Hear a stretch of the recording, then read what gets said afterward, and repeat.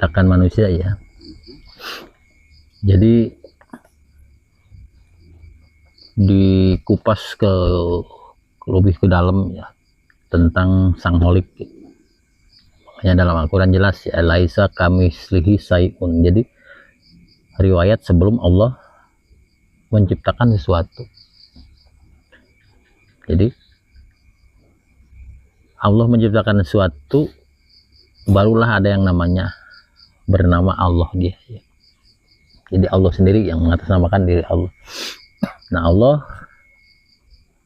bertajalilah bahasanya, atau menampakkan dirilah menjadi Nur Muhammad.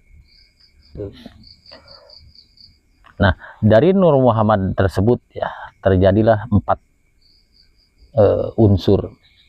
Dari mulai unsur angin, unsur air, unsur tanah, dan unsur api. Nah, dari Nur Muhammad itu terbentuk 4 unsur tersebut yang berupa energi ya. Nah, dari 4 unsur tersebut terjadilah alam semesta ini. Nah, secara hakikat Allah ciptakan alam semesta ini. Secara hakikat tujuan Allah adalah untuk, jadi Allah sendiri ingin memandang diri Allah. Jadi Allah ingin dikenal, maka Allah menciptakan semesta alam ini. Jadi semesta alam ini Allah buat dari diri dia, sejatinya dari hakikatnya dia sendiri. Dia teh menampakkan bertajali dirinya menjadi semesta alam ini. Nah, Allah ciptakanlah nur insan, manusia ini. Nah, pertanyaan Pak Anton tadi, kenapa sih atau kenapa Allah menciptakan manusia? Nah, makanya sempurnanya memandang diri Allah, sempurna untuk memandang wujud dirinya Allah itu, yaitu insan itu. Makanya insan itu tujuan Allah menciptakannya adalah agar bisa sempurna memandang wujud diri Allah yang sesungguhnya. Makanya yang dibilang insan kamil itu baru satu insan kamilnya di manusia ya, itu di Nabi kita. Jadi insan yang benar sempurna, kamil itu sempurna ya. Jadi sempurnanya hakikat, tarekat, syariat, makrifat, sempurnanya di Nabi kita. Makanya condong orang-orang memandang ilmu makrifat itu ilmu tertinggi. Ilmu mengenal Allah itu ilmu tertinggi, padahal ilmu makrifat itu ilmu dasar, fondasinya. Nah, tahapan derajat ilmu tertinggi di mata Allah ilmu apa? Yaitu ilmu syariat. Nah, syariat yang Rasul dulu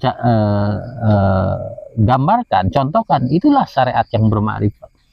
Jadi mengenal Allah, itulah sempurnanya syariat. Makanya orang dari tahapan syariat, tarekat, makrifat, hakikat, makrifat. Nah, setelah makrifat dikembalikan ke yang namanya syariat.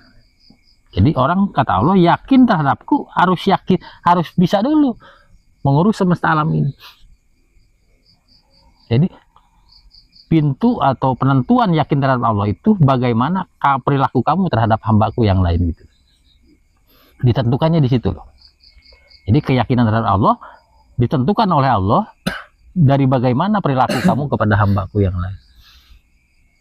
Jadi kepada aku yang lain gitu loh.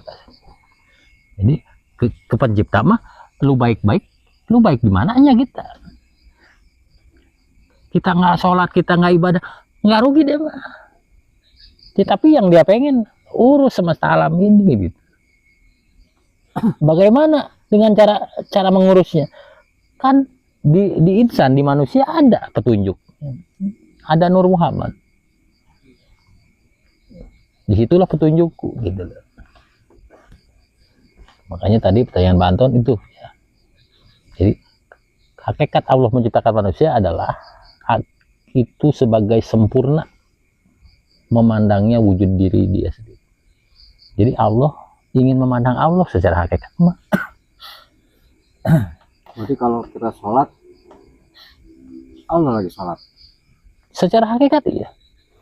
Secara hakikat Allah menyembah Allah. Makanya nggak boleh diakuin ya. Itu perbuat af'al. Makanya Pak Topik sholat, Pak Topik nolong orang, Pak Topik bersedekah, Pak Topik berjalan. Pertanyaannya syariat bukan? Syariat, syariat sholat betul, syariat berjalan, syariat nolong orang, syariat sedekah, syariat. Nah, tahapan syariat adalah af'al. Af'al itu apa? Perbuatan Allah. Ya. Jadi syariat itu yang kita lakukan adalah perbuatannya. Mau diaku gitu. Kan orang-orang syariat tahu syariat itu apa? Af'al gitu. Af'al itu perbuatan. Jadi yang kita lakukan